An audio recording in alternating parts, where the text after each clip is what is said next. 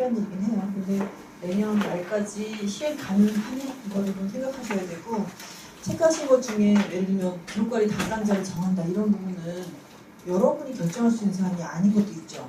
이 조직에 돌아가서 우리 기록관리 담당자를 정합시다 얘기를 해서 대표님도 그렇고 이제 의사결정을 거쳐서 그래 우리 정하자 해야 되는 거죠. 근데 이제 문의는 기록관리 담당자일 수도 있어요. 그러니까 뭐 원래 하던 일 그대로 하고 이것도 더해 뭐 이렇게 하면 다들 나 이거 어떻게 하는지 잘 모르는데 나도 어쩌란 말이야. 게다가 이제 이런 강의를 듣고 가신 여러분들께 이렇게 덤태기가 쓰여질 가능성이 높겠죠? 그러면 이제 여러분은 지금 이제 다시 생각해봐야죠. 이걸 가서 얘기를 할 거냐 말 거냐. 그런 갈등이 있을 수 있습니다. 근데 어쨌든 아까 이제 다른 선생님들랑도 좀 얘기는 했지만 특히 이제 디지털 기록 관리 부분도 이슈일 텐데요. 그냥 각자의 PC 폴더에 뭐 어떻게 정리를 잘하는 그런 문제, 단순한 그런 문제가 아니라 자기 PC만 있는 건 옆에 활동가가 못 보니까 어딘가에 모아서 같이 공유를 해야 되는데, 그러려면 이게 안정적이면서도 용량도 좀 꽤 되고, 그러면서 약간 표준화된 방식으로 이렇게 착착착 업로드 할 수 있게 하고 쉽게 또 꺼내 볼 수 있어야 되는데, 그게 또 너무 쉬우면 웹에서 또 해킹이 들어올 수도 있고 바이러스로 감염될 수도 있고 너무 복잡한 문제가 많아요. 게다가 우리 전공도 아닌데 그 전공도 아닌 영역의 IT를 또 건드려야 하고, 그렇지 않아도 국정원 해킹팀 이게 지금 막 이슈가 되고 있는데, 우리 아카이브도 인간가격 아카이브도 작년 여름에 나스 장비가 해킹당했어요. 근데 그거는 우리 기록물을 어떻게 하려고 하는 의도가 아니라 특정 제품의 나스 스토리지 전체가 다 해킹이 됐었어요. 그래서 우리 기록물이 갑자기 안 보이는 거예요. 다 암호화를 시켜버렸어. 그래놓고 페이지에 딱 들어가니까 어느 계좌에 돈 얼마를 넣어라. 암호를 풀 수 있는 키를 주마. 이렇게 돼 있어서 응하지 않았죠, 물론. 그래서 기록물이 사실 조금 유실이 됐어요. 그러니까 나머지를 복구했다는 거는 그 스토리지를 복구한 게 아니라 이제 다른 우리 연구원들 PC에 여기저기 있었던, 여기다 이제 모으기 전에 있었던 그 흔적을 다시 찾아서 90% 정도 복구를 했어요. 그런 일은 비일비재해요. 그럼 그런 문제를 어떻게 해결할 거냐 하는 거는 기록물 관리 담당자를 따로 둔다라고 하는 거에 답이 있을 수도 있어요. 그러니까 기록관리 담당자를 둔다고 그 사람이 뭐든 다 다질 가능해가지고 만능꾼이라서 모든 IT적 문제를 해결한다 이런다는 뜻이라기보다는 그런 얘기를 들을 수 있잖아요. 아, 나스 스토리지에 둔다고 안정적인 건 아니군. 그러면 어떻게 해야 되지? 다른 사람한테 물어봤더니 백업을 잘 해놔야 돼. 백업분이 그대로 하나 더 있고, 나스 스토리지는 온라인으로 연결되어 있으니까 해킹당할 수 있지만 얘는 온라인이 아니라 오프라인에도 둬. 그래서 얘가 혹시 해킹당하면 얘로 이렇게 다시 복구를 해. 그러면 이것도 돈이 드는 거거든요. 그리고 얘 내용이 계속 변하니까 하루에 한 번씩 얘를 백업을 해놓을 건지 일주일에 한 번에 할 건지 이런 전략도 정해야 돼요. 일주일에 한 번 해놓으면 어떻게 돼요? 일주일치는 날아갈 수도 있는 거거든요. 하루에 한 번씩 해놓으면 그죠? 하루치는 날아갈 수도 있는 거예요. 근데 그만큼 우리가 견딜만 하다라고 생각하면 뭐 하루에 한 번, 또는 일주일에 한 번 백업하는 그런 정책을 가져가야 되고, 그걸 꾸준히 해주시는 사람이 필요하고, 현재 온라인으로 스토리지 운영은 어떻게 하고 있고 백업분은 뭐가 얼마만큼 잘 되고 있다는 걸 알고 있는 사람이 필요하고, 문제가 생겼을 때 그거를 빨리 조치를 취할 수 있는 사람이 필요한 거죠. 그러니까 누군가가 담당자가 있으면 어쨌든 현재의 상황을 계속 따라가고, 그 다음에 최선의 방법, 문제가 생겼을 때 최선의 방법을 계속 고민할 거 아니에요. 그런 게 중요한 거라는 거죠. 그래서 우리 조직의, 우리 기관의 기록관리상에 어떤 위협 요소가 있을 수 있는지를 좀 생각해보고, 그 전체에 대해서 당장 답은 없다 하더라도 그걸 계속 그 문제를 탐구해서 최선의 답을 찾아올 친구를 한 명 정하자. 이 자체가 중요하다는 거죠. 자, 어쨌든 지금 이제 여러분이 체크를 하셨는데 어떤 게 먼저 풀리면 다른 게 동달아 풀리는 문제도 있을 수 있고요. 비슷하게 연결되어 있는 문제도 있고 막 그래요. 그리고 여러분이 다 해결할 수 있는 건 아닌데, 그래서 조직에 돌아가서 이제 이런 게 필요합니다. 우선적으로 이걸 풀어야 된다 얘기해야 될 것도 있고요. 근데 그런 내용들 전체 많이 해결했다고 한다면 2016년 말에는 우리 조직에 우리 기관의 기록 관리는 한 이런 정도 되어 있지 않을까라고 하는 이제 비전문을 적어볼 건데 이거는 과대로 내드릴게요. 좀 약간 멋진 아까 얘기했잖아요. 밥을 탁 터뜨렸더니 이렇게 막 꽃가루 흩날리면서 휘어치로 착 떨어지는 그런 식의 예쁜 문구를 한번 만들어 보시면 좋을 것 같고요. 자, 그 다음에 실질적인 문제로 이제 들어가 볼 건데 5페이지에 보시면 지금 이제 공통적으로는 뭐 규정을 만들기도 해야 될 것 같고 디지털 기록의 통합 저장소가 좀 필요하고 그걸 활동가들이 잘 공유해서 활용하는 것도 필요한 것 같고 뭔가 폴더의 체계나 파일명 규칙이나 뭐 이런 것도 다 필요한 것 같고 주로 디지털 쪽에 관심을 보이시는 팀도 있고 또 물리적인 정리나 이런 부분을 얘기해서 서고 필요하다 이런 얘기 해주시는 분들 많이 계신데 어쨌든 그런 체크한 거를 토대로 보면 아 그런 것들을 해야겠다 이런 생각이 들었잖아요. 그래서 이제 내외부 환경 분석이라고 하는 거는 아 그런 걸 해야겠는데 그거 중에서 여러분 우선순위 같은 거 좀 정할 필요는 있거든요. 그리고 또는 지금 막 체크하실 때 굳이 2016년 말까지가 아니라 좀 했으면 좋겠는 걸 다 체크하실 수도 있는데 그 중에 뭘 먼저 하는 게 좋을까 이런 거를 찾을 때 내외부 환경 분석을 해보면 조금 답이 나오죠. 주로 많이 쓰는 분석법은 스왓 분석을 많이 하죠. 그래서 스왓은 뭐 스트렝스, 강점, 위크니스, 약점, opportunity, 기회, threat, 위협 요 첫 글자들을 따서 만든 건데 앞에 강점과 약점이라는 거는 우리 기관의 강점과 약점을 말하는 거예요. 우리가 이제 2016년 말까지 이런 정도는 해야 되지 않을까라고 하는 목표를 설정했는데 그 목표를 달성하는데 우리가 이미 갖추고 있는 강점들이 있다. 아 이거를 달성해야 되는데 우리가 도저히 달성하기 어려울 것 같은 우리의 취약점이 있다. 이거를 한번 분석해 보는 거예요. 그래서 강점이 있는 거는 쉽게 할 수 있으니까 그 과제를 더 빨리 하시면 돼요. 그 목표는 빨리 달성할 수 있으니까. 근데 우리가 도저히 너무 하기 어려운 거다. 예를 들면 재정적으로 너무 취약하고 지금 있는 기관도 건물에 새 들어있는데 도저히 공간을 마련할 수 없어. 근데 여러분 체크한 거 보니까 별도의 서고를 마련한다 이렇게 돼 있어요. 그러면 강점에 갔더니 공간은 좁으나 회원들이 회비를 너무 잘 내셔가지고 회비가 빵빵해. 재정적으로 풍족해. 그럼 어떻게 하면 돼요? 뭐 그죠? 그 서구를 위한 공간을 임대를 받는 방법도 있겠고 그렇게 해결할 수 있는 거죠. 또는 지금 뭐 재정적으로도 그렇고 활동가를 늘릴 수가 없어요. 도저히.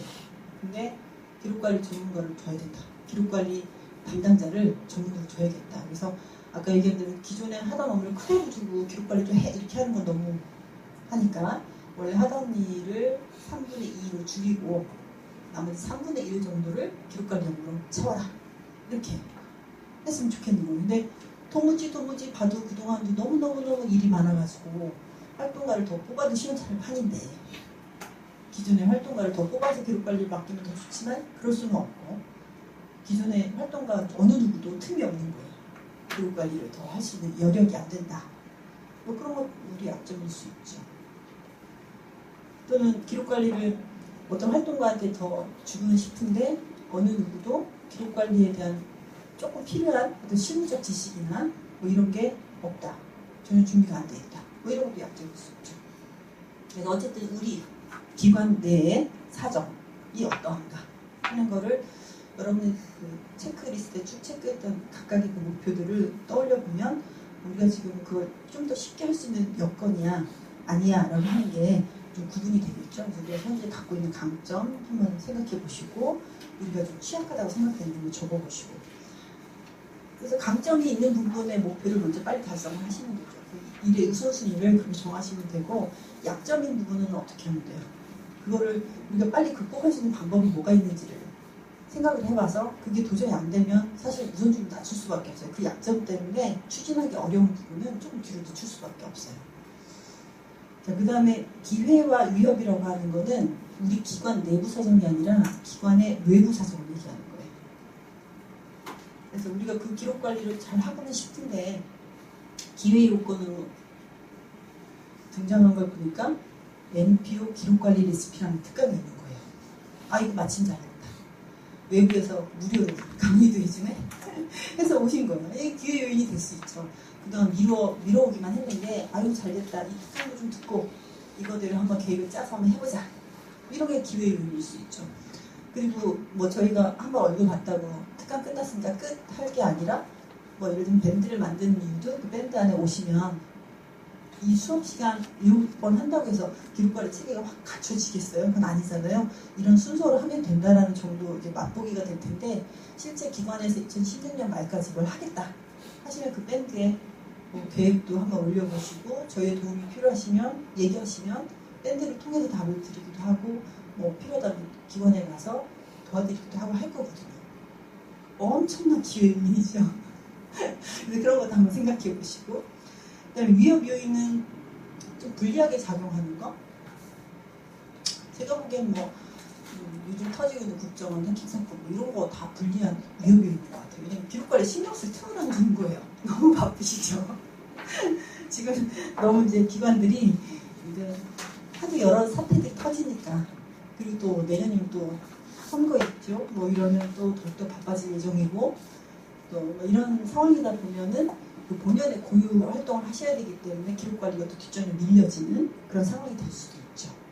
뭐 그런 겁니다. 그래서 기관 내부의 사정이라기보다는 기관 외부의 상황이 이 기록관리 목표를 달성하고 과제를 추진하는데 좀 도움이 되는 요건하고 좀 방해를 하는 요건, 이걸 한번 써보시면, 방해하는 요건이 확실해요. 근데 그 위험 요건을 우리가 제거하기 힘들거든요. 외부의 환경이기 때문에. 그러면 기회 요인을 잡으시는 거죠. 기회 요인을 이용해서 우리가 할 수 있는 일, 그런 걸 먼저 우선순위 놓으시고 일을 하시면 됩니다. 위험 요인이 너무 커서 일을 하기는 좀 힘들어 라고 생각되는 거는, 예를 들면 어떤 기관은 뭐 너무 예를 들면 사찰 대상이 될 수 있다. 디지털 저장소를 만들어 놓는 순간 해킹의 대상이 될 수 있다. 뭐 그러면 이렇게 굳이 정보를 한 군데 모아놔서 제공해 줄 필요는 없지 않나 이런 생각까지 듭니다만, 뭐 그런 판단들을 하는데 필요한 이렇게 정보들을 적어보시는 건데, 이런 수학 분석이 이렇게 표 갖다 놓고 지금 6페이지에 보는 것처럼 이렇게 사사분면을 만들어 놓고, 왼쪽에 위에 강점, 오른쪽 위에 약점, 왼쪽 아래에 기회 요인, 오른쪽 아래에 위협 요인을 쓰긴 하는데, 이건 뭐 지금 생각해서 막 쓴다고 해서 그만 답이 나오는 게 아니에요. 내부 상황도 어떻게 돼요? 파악을 해봐야 되는 거죠. 그리고 특히 외부 요건 같은 경우는 평소에 이제 외부 환경에 대해서 민감하신 분들은 바로 알 수도 있지만, 때로는 조사 연구하셔야지 파악할 수 있는 것들도 많이 있어요. 여기 이제 몇 가지 예시를 좀 들어드렸지만, 이거는 여러분께 숙제로 넘겨드리겠습니다. 여기 교재에 넣지는 않았지만 수학 분석 말고도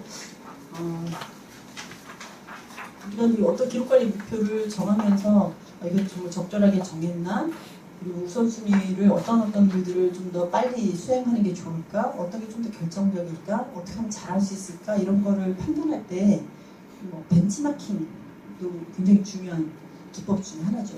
그 벤치마킹 한다는 건 내가 풀어야 될 그 과제를 누군가가 비슷한 어떤 위치에 있는 어떤 기관, 비슷한 역할을 하는 어떤 기관이 잘 수행해냈다는 소문을 듣는 거죠. 저기가 우리가 하고 싶은 길을 바로 했대. 그러면 거기에 가서 어떻게 그렇게 과제를 수행할 수 있었는지, 그 과정에서 핵심적인 성공 요인이 뭐였는지, 겉으로는 잘 드러나지 않지만 실제 수행하는 과정에서 속사정이 많이 있었겠죠.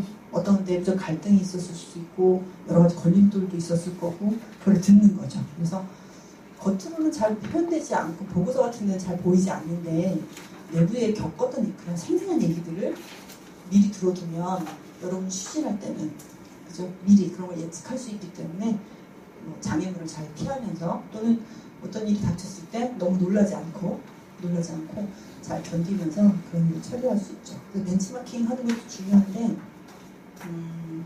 아쉽게도 NPO 기록 관리는 어느 기관을 가서 보세요라고 할 만한 기관은 현재 없네요. 그러니까 여러분이 일기시니까 여기서 한 3개 정도만 3개의 기간 정도만 이번에 이 강의 끝에 2016년 말까지 진짜 뭔가 과제를 선정하신 걸 잘 쉐개해가지고 좋은 사례를 만들어 주시면 다음번 강의할 때는 그 3개의 기관을 방문해봐라 이렇게 소개할 수 있을 것 같아요. 그래서 여러분이 벤치마킹 대상이 되어주는 거, 그게 이제 이번의 목표입니다. 자, 7페이지 가보시면 이제 자, 목표를 정했다고 가정합니다.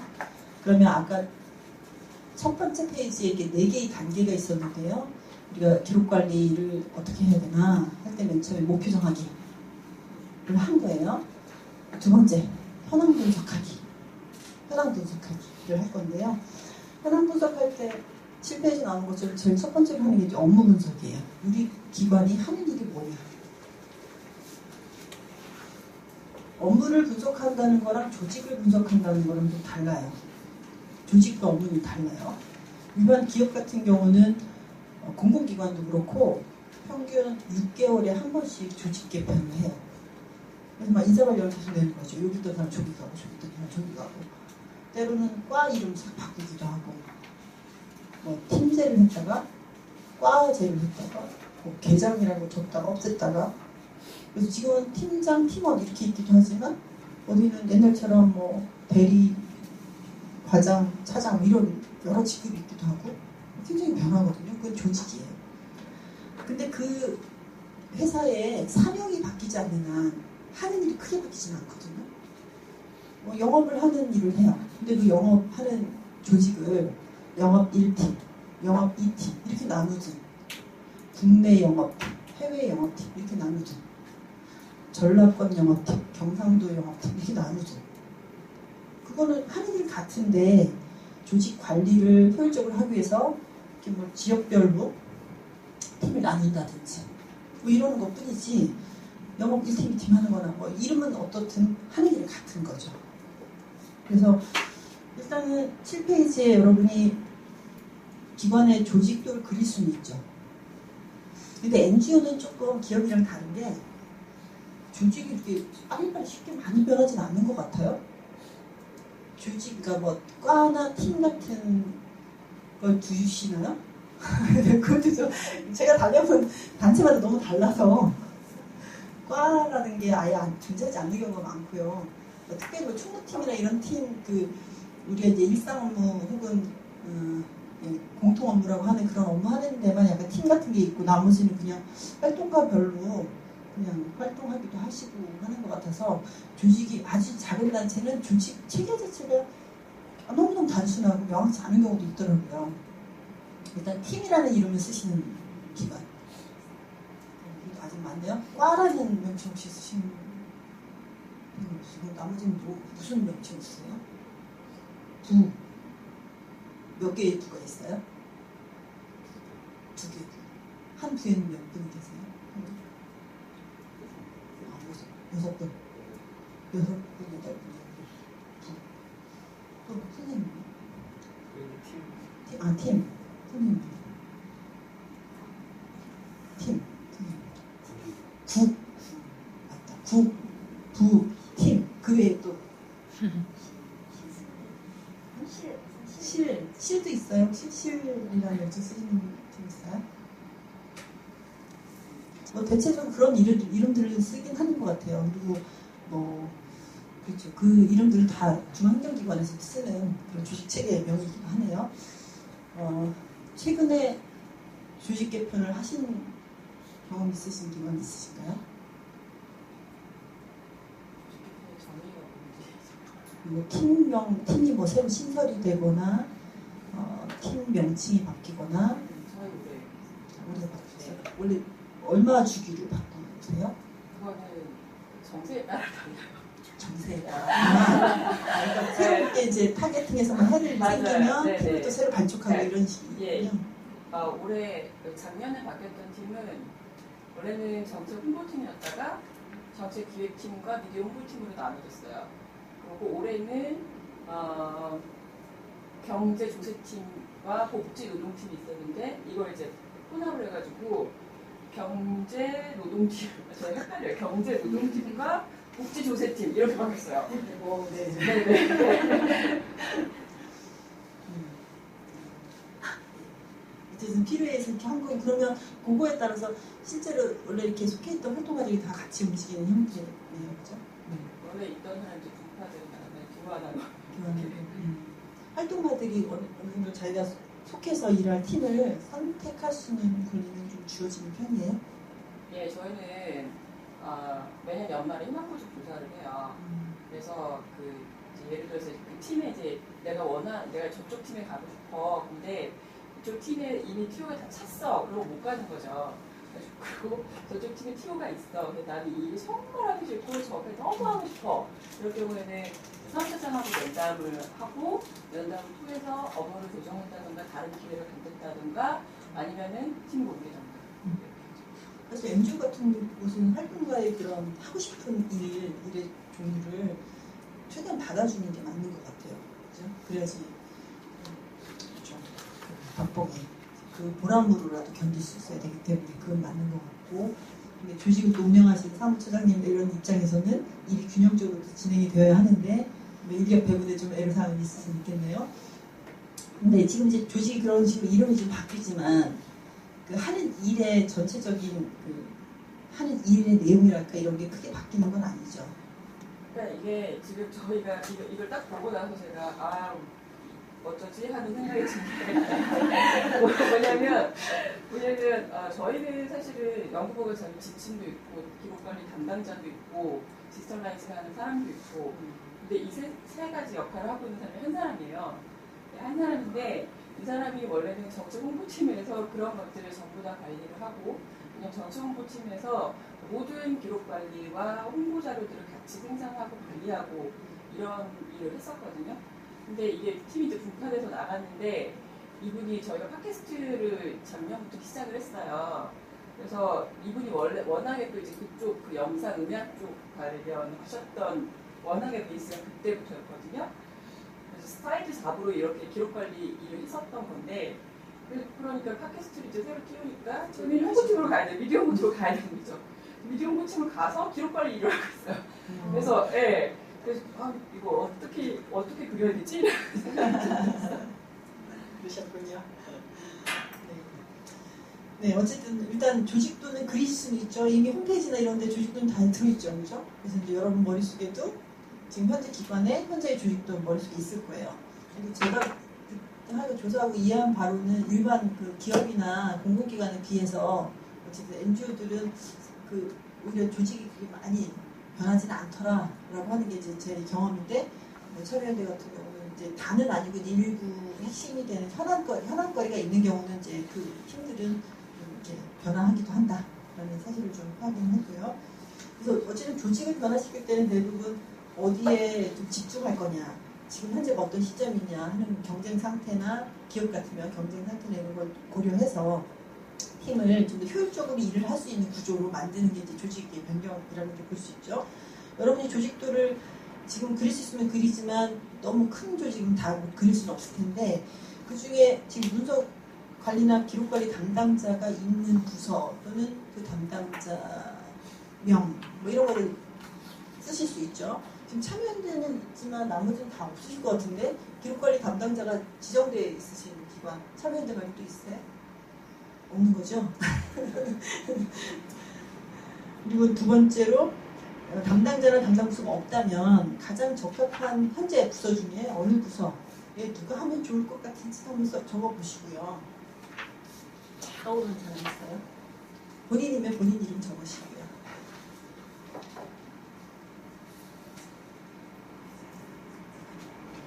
그리고 기록관리나 문서관리에 대한 규정이나 규칙이 아까 이제 체크리스트에 체크하시는 거 보면 대부분 없는 것 같긴 해요. 참여연대는 있어요? 네.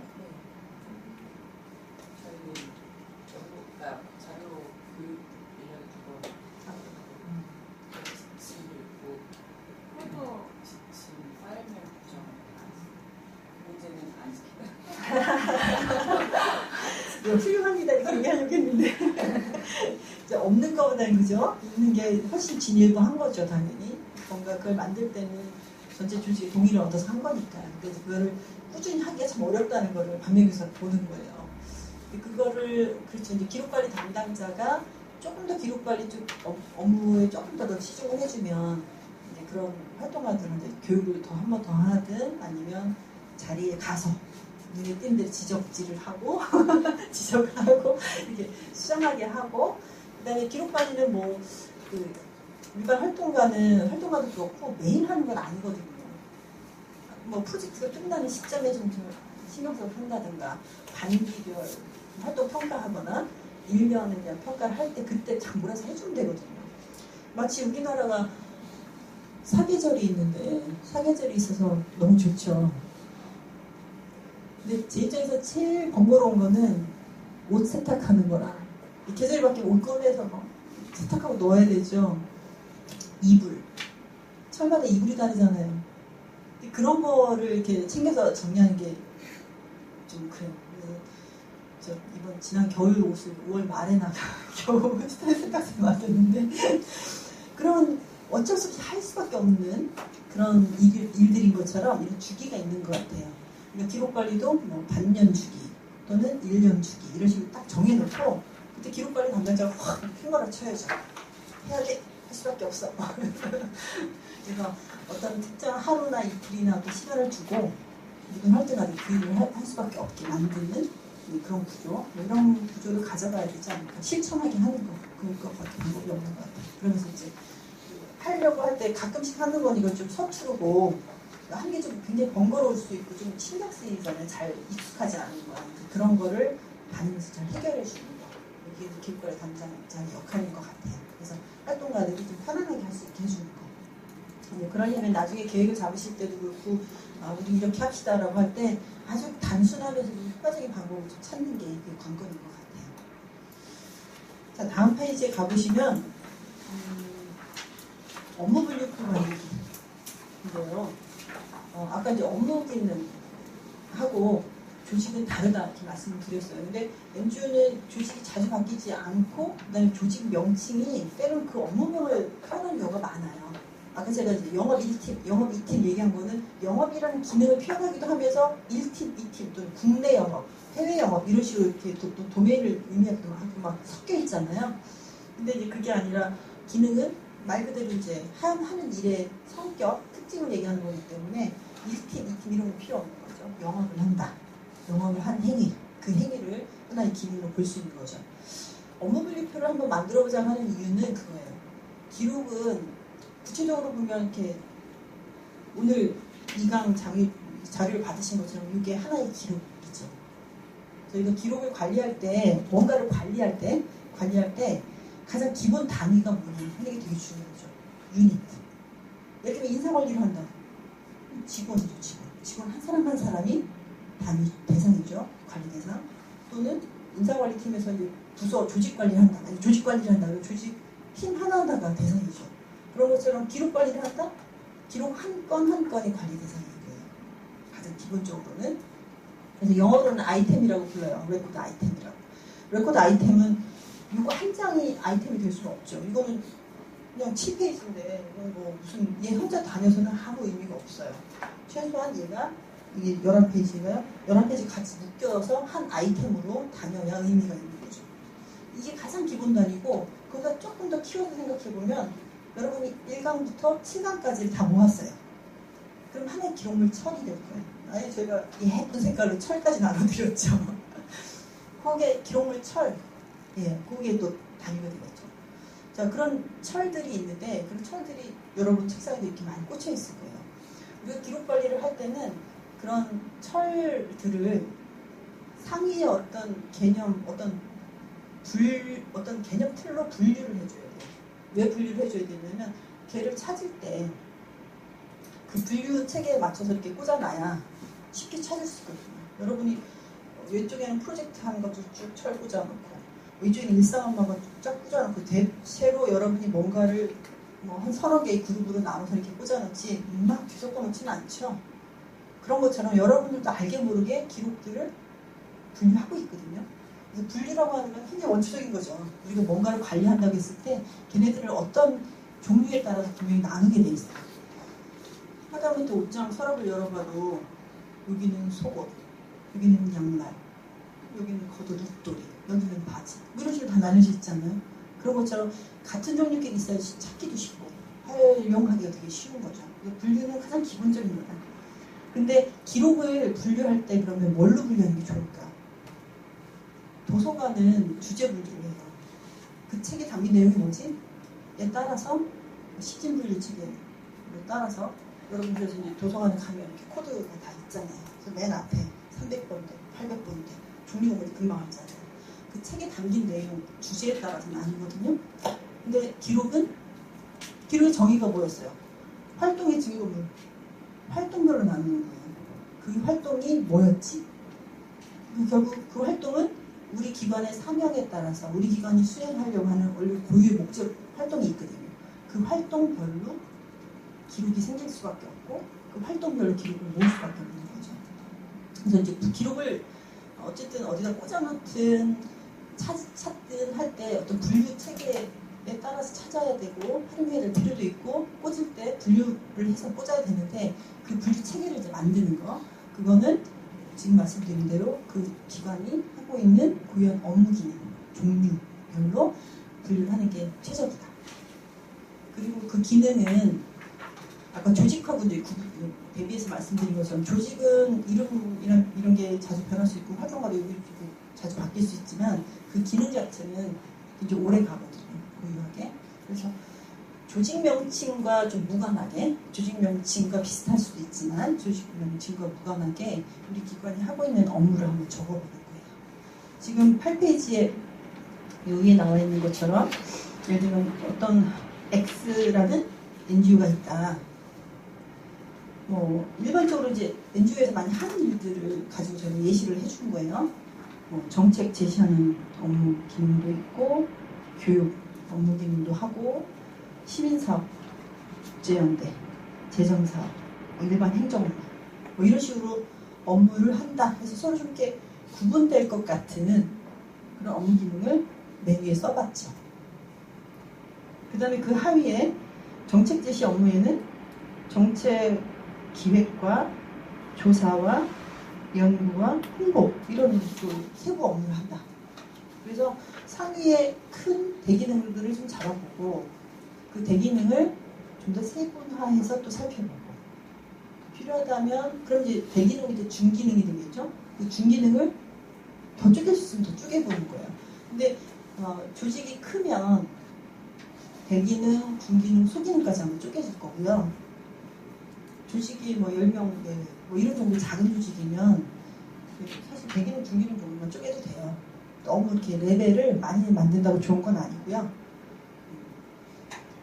그래서 지금 예제는 대기능, 중기능까지만 예제를 해드렸고 우리가 이런 표 자체를 업무 기능 분해도라고 해요. 어떤 기관의 업무 기능을 이렇게 잘 쪼개는 거죠. 그래서 아래로 내려갈수록 좀 자세한 업무가 보이는 거죠. 그래서 지금 이 경우는 2레벨로 한 거죠. 1번부터 6번까지 1레벨, 그 다음에 1.1, 1.2 등등등이 2레벨. 번호의 의미는 업무 기능 분해를 한 번에 할 수는 없어요. 그래서 여러 번 이렇게 해보면서 확정을 하고 나면 그 다음에 이제 번호를 붙이는 거예요.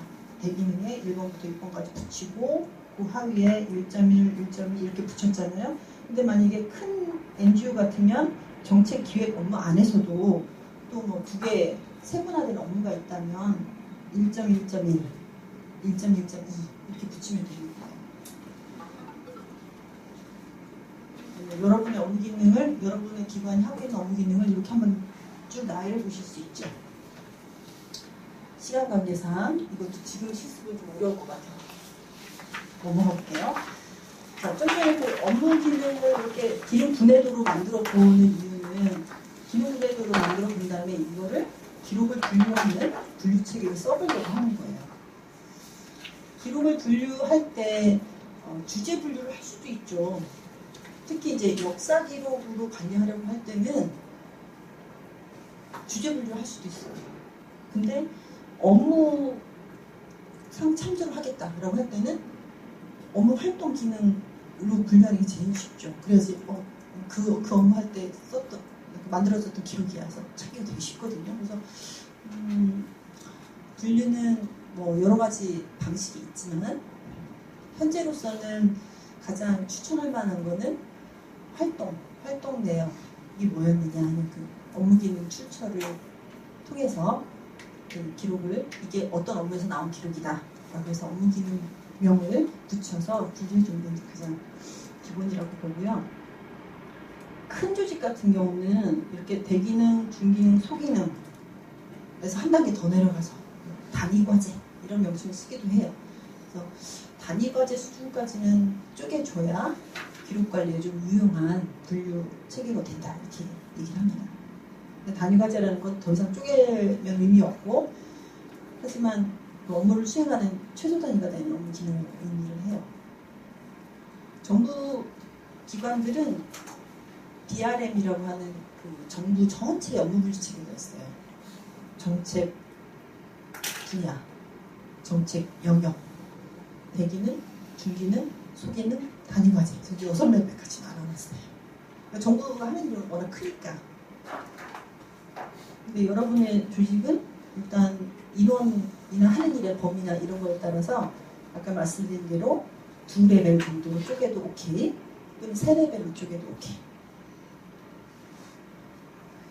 자, 그러면 9페이지에 보시면 표가 있는데 왼쪽 편에 업무 분류라고 써놨고 오른쪽 편에 기록물 처리라고 해놨잖아요. 자, 지금 업무 분류 쪽을 한번 만들어 보시는 걸 먼저 해보시라고 하는 거고 그게 나중에 어떻게 연결될 거냐면 예를 들어 지금 대기능이 정책, 중기능이 정책 기획, 그 중에 소기능이 정책 제안 및 활동 계획이 있는데 그 정책 제안 및 활동 계획에 관련된 문서를 쫙 모았더니 이만큼 처리된 거예요. 하나의 처리. 그러니까 1년을 단위로 생각하시면 돼요. 1년 동안 이 업무를 쭉 하다 보니까 문서가 여러 개 막 회의 자료도 있고 뭐 팩스 받은 것도 있고 뭐 제안서도 어떤 것도 있고 막 모으니까 이만큼이 된 거예요. 그러면 하나의 처리되죠. 그거의 이름을 정책기획철이라고 내가 붙이겠다. 그래서 기록 철명을 한번 적어보는 거고 그 다음에 이 철은 뭐 증빙 내지는 업무 활용 등등 고려해보니까 5년 정도 보관하면 되겠다. 그래서 철 단위로 보존기간을 한번 책정해 보는 거죠. 어떤 업무에서 어떤 철이 나올 수 있을 것인지 지금 여기 예제를 쭉 들어드린 걸 보면은 어떤 업무 소기능 단위까지 나눈 업무 밑에 철이 하나 나오는 것처럼 적었죠. 어떤 경우는 철이 2개 나올 수도 있어요. 근데 그 철은 양이 너무 많아서 철이 2개 나오는 걸 얘기하는 게 아니라 지금 이제 빨간색 폴더를 제가 나눠드렸잖아요. 저기에 되게 한 A4용지 몇 장 정도가 들어갈 수 있을까요? 몇 장 정도 들어가요? 100장? 100장까지 들어가요? 안 해봤죠? 해봤어요. 해봤어요? 100장까지 들어가요? 튕겨서 나갈 것 같은데. 그러니까 뭐 80 내지 한 100장 사이라고 일반적으로 볼 수 있어요. 하나의 폴더들이. 근데 어떤 업무를 하다 보니까 하나의 기록물 처리가 막 쌓다 보니까 100장이 넘어가요. 그럼 너무 이게 안 되잖아요. 그래서 또 새로운 철을 가져다가 연속적으로 계속 이제 편철한다고 그러는데 기록물 계속 걷어 꽂겠죠. 시간 순서대로. 그렇게 되면 걔는 기록물 철은 같은 거죠. 그래서 기록물 철명은 똑같이 적어주셔야 되고 권 표시를 하죠. 1권, 2권. 그래서 그건 기록물 철 하나예요. 권은 여러 개가 나올 수 있지만 그래서 어떤 경우는 이렇게 참고 자료인데 기록물로 우리가 꼭 확보해야 될 것 같은 그런 게 너무 많다 그러면 이렇게 막 뚱뚱해질 수 있죠. 그리고 권이 여러 개 나올 수도 있어요. 여기서 기록물 철을 이야기하는 거는 그런 권으로 나뉘는 거 말고 하지만 하나의 업무를 하면서도 유형이 다른 기록물 철이 2개가 나올 수도 있다. 이렇게 보는 거죠. 근데 여러분이 그렇게 하기보다는 하나의 기록물 철, 1년에 하나의 기록물 철이 나오는 단위로까지 업무 기능을 분해한다면 그게 단위과제예요. 더 이상 쪼갤 수 없는 어떤 업무과제를 나누시게 되면 그 단위과제별로는 1년에 하나의 기록물 철만 나오게 돼요. 근데 거기까지 업무를 분해하는 게 좀 머리 좀 아파요. 그래서 저는 그렇게까지 너무 무리하게 하지 마시고 그냥 중기능 레벨 정도까지만 거기까지는 이 조직이 한 10년 더 굴러가도 크게 변하지 않을 것 같은 그런 카테고리별로 이렇게 좀 나누셔가지고 그 밑에 기록물 철은 뭐 그 해마다 그 해마다 이렇게 대외 정세에 따라서 어떤 특정한 또 프로젝트를 하기도 하고 또는 어떤 사안을 쫓아다니기도 하고 아니기도 하고 막 이럴 수 있잖아요. 그 사안의 명칭을 기록물 철의 이름에 잘 반영해서 철을 만드는 식으로 해서 하나의 중기능 내지 소기능 밑에 기록물 철이 서강에 나와도 오케이. 뭐 그렇게 만들어도 좋지 않을까 싶어요. 다만 그 기록물 철을 나중에 찾을 때 활용하려고 할 때 그 상위의 그 분류가 도움이 돼야 돼요. 내가 어떤 기록물 철을 찾아야겠어. 한 2년 전에 이런 사안, 비슷한 사안이 있어서 그때 뭔가 기록물이 있을 텐데 라고 했을 때 정책 기획, 정책 제안 및 활동 계획 이라고 하는 이 기능명의 그 하이라키, 이 계층 구조가 도움이 돼야 되는 거죠. 그래서 요 밑에 가면 있을 것 같아. 그래서 갔더니 있어. 그럼 된 거예요. 분류는 그런 의미거든요. 가서 찾을 수 있어야 된다는 거죠.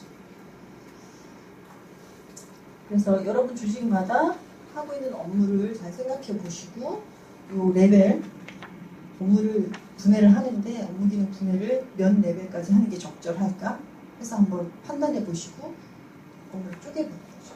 쪼개보는 걸 하셔야 기록에 분류를 만드실 수 있어요. 그래서 지금 업무 기능이 아까 전제는 크게 변하지 않는다라는 전제 하에 분류 체계를 업무 기능으로 이렇게 만들어 놓고 그 밑에 기록물 철들이 이렇게 쭉 들어가는 형태로 나중에 이제 이 형태가 뭐가 되냐면 여러분이 기관에서 만든 기록물들 전체 목록을 작성할 때 이렇게 들어가는 거예요. 목록을 작성할 때 이런 분류 밑에 기록물 철명이 쭉 들어가는 거죠. 쭉. 그렇게 해야지 앞에만 보고도 정책에 관련된 문서 덩어리 다 볼 수 있고 그 중에서도 정책 기획에 관련된 문서 덩어리 다 찾아볼 수 있고 그래서 이게 마치 엑셀 표에 딱 들어갈 기록물 철 목록이다 이렇게 보시면 돼요. 근데 조금 특별한 게 좀 있습니다. 10페이지에 보시면 어떤 경우는 좀 2, 3년에 걸쳐서 아주 대형 프로젝트를 한다. 또는 1년 연차별로 어떤 프로젝트를 진행하는 게 있는데 좀 전에 그 9페이지에 보면 우리가 어떤 일을 할 때 기획을 하고 조사를 하고 연구를 하고 뭐 이런 업무를 다 하거든요. 그래서 여러 사안들이 막 발생을 해요. 그럼 그 각각에 대해서 기획도 해보고 각각에 대해서 뭐 조사도 해보고 막 하거든요. 그래서 이런 업무 기능이 기획 업무랑 조사 업무랑 연구 업무가 떨어져 이렇게 쪼개져 있어서 그 업무별로 이제 기록물 철이 쭉 만들어지고 있었는데 어떤 대형 프로젝트가 하나 있는데 그 프로젝트에서 기획, 조사, 연구, 평가까지 쭉 일이 진행이 되는데 걔가 기획 서류는 정책 기획 밑에 철로 조사했던 결과는 정책 조사 철로 연구했던 건 또 연구철로 이렇게 막 쪼개져서 여기저기에 가 있으면 이상하잖아요. 나는 그 프로젝트의 시작과 끝을 다 보고 싶은데 그럼 그 경우는 프로젝트별로 모아줘야 돼요. 다시. 그래서 우리는 그거를 케이스 파일이라고 얘기하거든요.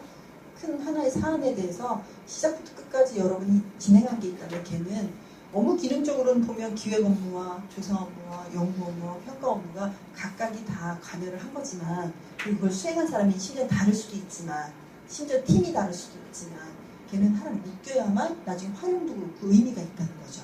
그리고 보존기간도 뭐 어떤 거는 기획 서류는 5년이고 조사한 결과는 뭐 연구고 어떤 것도 10년이고 막 이래봐요. 그러면 하나의 프로젝트인데 어떤 건 이미 폐기되고 어떤 건 남아있고 이러면 나중에 전체를 알 수가 없거든요. 그래서 항상 같이 묶여서 다녀야 되는 어떤 사안이 있는데 큰 사안, 프로젝트 같은 게 있는데 업무 기능 여러 개가 거기에 결합이 돼 있다. 연결이 돼 있다. 그럴 때 판단하셔야 돼요. 이렇게 업무 기능별로 쪼개서 철 관리를 해도 되는지 아니면 걔네를 묶어서 따로 관리를 할 것인지 묶는 게 의미가 있는 것들은 따로 다 이렇게 추스리셔가지고 케이스 관리라고 얘기를 하는데 그 사안별로 묶음 만들어서 관리를 해주셔야 됩니다. 그리고 이제 보존기간도 그 덩어리별로 갈 수 있게 해주시고요. 그래서 그런 프로젝트성 업무들 분명히 주심에 있으실 것 같고 그런 게 어떤 게 있는지를 한번 파악해 보는 거 그것도 향후의 이제 과제입니다. 마지막 11페이지를 가보시면 사실 디지털 기록을 다루기 시작하면 또 한도 끝도 없어요. 그래서 이번 그 특강에서는 약간 살짝 비껴가는 그런 주제긴 한데 그래도 여러분이 그 시스템을 어떤 시스템을 써서 활동을 하고 계신지는 스스로 파악을 하셔야 되거든요. 그래서 지금 현재 기관에서 사용하고 있는 정보 시스템의 종류를 한번 쭉 적어 오셔야 됩니다. 홈페이지 뭐 없으신 기관, 홈페이지 운영 안 하시는 기관은 없죠. 그 다음에 인트라넷을 안 쓰고 계시는 기관은 좀 있으시네요. 왜 안 쓰시나요? 다 전화로 하시나요? 필요한 걸 알아서 고민하시나요? 그렇군요.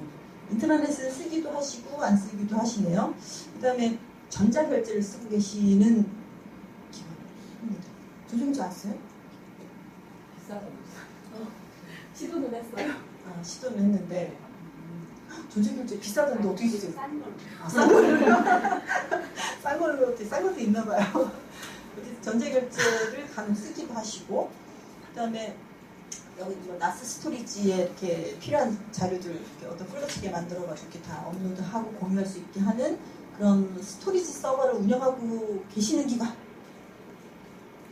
몇 군데 있으시고요. 그 이제 우리 자체 서버가 아니라 뭐 밖에 여러 클라우드 서비스를 이용한다거나 뭐 이런 방법들은 다 아마 쓰고 계시고 그런 상황을 적어보시고 거기서 어떤 이슈가 있는지 뭘 좀 해결하고 싶은지 하는 것도 한번 적어보시는 게 좋을 것 같아요. 시스템 목록 작성해보시고 현재 거기에 있는 이슈, 관련된 이슈들 확인해보시는 거죠. 되게 이제 디지털 기록 같은 경우도 당연히 사본이 디지털 기록은 더 많이 발생을 하죠. 내 PC에 하나 당연히 있을 거고 이거 홈페이지에 올려야겠는데? 그럼 홈페이지도 올리고 또 나스 서버도 운영한다 이것도 거기도 또 올려야 될 것 같고 또 뭐 누가 자료 보내달라고 하니까 이메일로 보내서 이메일에도 들어가요. 뭐 여러 군데 있죠. 그래서 그렇게 여러 군데 있는 게 저희처럼 해킹당했을 때 또 복원을 하는 도움을 주기도 하지만 자기도 막 헷갈리는 거죠. 어떤 때는 어떤 게 최종 모델이었지?부터 시작해서 좀 헷갈릴 수도 있죠. 특히 이제 PC 정리하는 거는 뒤에 이거 강의 있나? 뭐 있지? 뒤에 좀 일부 좀 다룰 거고 어떤 식으로 좀 체계를 다 갖추는 게 좋을지를 얘기를 할 건데 특히 이 디지털 기록 부분은 사용하고 계시는 시스템의 종류도 너무너무 다르고 어떻게 보면 디지털화 수준이 기관마다 엄청 달라요. 그래서 일괄적으로 어떤 답을 드리기는 어렵지만 그래도 우리끼리 한번 논의해서 파일명 표준 규칙이라든가 이런 거 만들어 볼 수 있고 폴더를 어떤 식으로 만드는 게 좋을까? 이런 거 한번 같이 공유할 수 있을 것 같아요. 그 뒷강에서 한번 처리해 보기로 하고요. 오늘 수업은 여기까지 하고 제가 이게 좀 그러네요. 이 수업 시간에 가능하면 많은 실습을 같이 해보는 건 좋은데 생각보다 그렇게 시간이 없는 거예요. 그래서 또 과제 아마 지은이 선생님이 과제 1, 2, 3, 4 해서 또 적어서 보내드릴 텐데 그 과제를 아무래도 많이 해보시면 해보실수록 준비도가 높아지는 거니까 잘 모르겠는 거는 대리에서 좀 질문해 주시고요. 혹시 그래도 마지막 질문 혹시 하실 거 있으신 분? 없습니까? 아까 주 활동별로 정리한다고 하셨는데 단체들은 연도별로 정리들을 많이 하잖아요. 연도의 범주 안에서 그 활동별로 정리를 하는 그 활동이 있는데 그거를 기록물처를 연도별로 이렇게 저희 컷업한다고 하는데 그 동일한 그 활동을 계속 하잖아요. 그 한 해에 모아진 기록을 하나의 철로 끊어내고 또 1월 1일부터 10월 31일까지 또 그 활동을 또 끊어내고 기록물 철명은 같은데 그래서 2014년도 XX철, 2015년도 XX철 이렇게 가는 개념이에요. 그래서 연도별로 또 끊어낸다고 보시면 돼요. 일상업은 연도별로 끊어내고 프로젝트성은 시작부터 끝까지를 묶고 그게 이제 1년짜리든 5개월짜리든 그렇게 가면 됩니다. 질문 더 없으신 걸로 보고 오늘 너무너무 수고 많으셨고요. 다음 주에 또 봬요. 네, 수고하셨습니다.